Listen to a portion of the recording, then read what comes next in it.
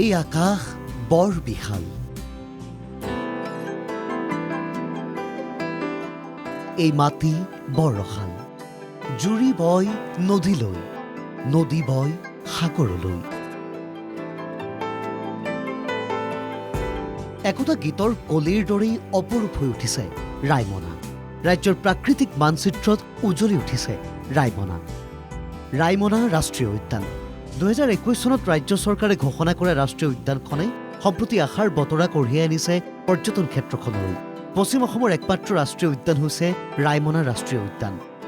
ৰাষ্ট্ৰীয় উদ্যানখন সম্প্ৰতি BTC চৰকাৰৰ ৰাজহ সংগ্ৰহৰ এক কেন্দ্ৰবিন্দু হৈ পৰিছে। উত্তৰে ভূটান আৰু পশ্চিমবংগৰ বক্সা টাইগাৰ ৰিজাৰ্ভ ফৰেষ্টে আগুৰি থকা উদ্যানখন কেৱল প্ৰাকৃতিক সৌন্দৰ্যই ভৰাই নহয়, ভৌগোলিকভাৱেও ই অতিকৈ চহকী। উদ্যানৰ চৌদিশে আছে নদী। 4খনকৈ নদীয়ে ইয়াৰ শোভা বৰ্ধন কৰিছে। অসমৰ আন 5খন ৰাষ্ট্ৰীয় উদ্যানৰ তুলনাত এইখন ৰাষ্ট্ৰীয় উদ্যানে কম দিনৰ ভিতৰতে কঢ়িয়াই আনিছে সুনাম। 2024 বৰ্ষত প্ৰায় 4,000 অধিক বিদেশী পৰ্যটকৰ আগমন ঘটিছে উদ্যানখনলৈ। বিদেশী পৰ্যটকৰ পৰা কেইবা লাখ টকাৰ ৰাজহ সংগ্ৰহ কৰিছে কচুগাঁও বন সংমণ্ডলে। উদ্যানখনত বৰ্তমান পখিলাৰ প্ৰজাতি প্ৰায় 200ৰো অধিক। আছে বিভিন্ন প্ৰজাতিৰ 227 বিধ চৰাই। ফুটুকী হৰিণ, সোণালী বান্দৰে মোহিছে পৰ্যটকক। লগতে আছে বনৰীয়া গৰু, গাহৰি, হাতী, ভালুক, সুগৰী পহু, শৰ পহু, বাঘ ইত্যাদি।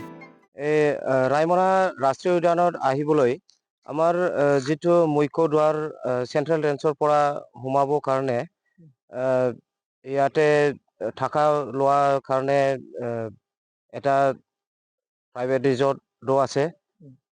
তাতে থাকিব পাৰিব। তাৰ পৰা জিপচি চাফাৰী এভেইলেবল আছে। পৰ্যটকৰ বিষয়ে আকৰ্ষণীয় কেন্দ্ৰবিন্দু মানে আমাৰ ইয়াৰ ৰায়মনা ৰাষ্ট্ৰীয় উদ্যান 2021 5 জুন তাৰিখে ঘোষণা কৰিছে। তাৰ পিছৰে পৰা দেশী বিদেশী পৰ্যটক ইয়াত আহিছে আৰু আমাৰ ইয়াত যিখিনি পৰ্যটকে আহিছে ভিতৰত যথেষ্টখিনি জীৱ জন্তু দেখিবলৈ পায়। ৰায়মনা ৰাষ্ট্ৰীয় উদ্যানখন আকাৰত 422 বৰ্গ কিলোমিটাৰ যদিও ভূটান আৰু পশ্চিমবংগ স্পৰ্শ কৰি থকাৰ বাবে চলাফুৰা কৰিবলৈ ই এক বৃহৎ এলেকা, যাৰ ফলত অতি কম দিনৰ ভিতৰতে বন্য জীৱ জন্তু বৃদ্ধি পাইছে উদ্যানখনত।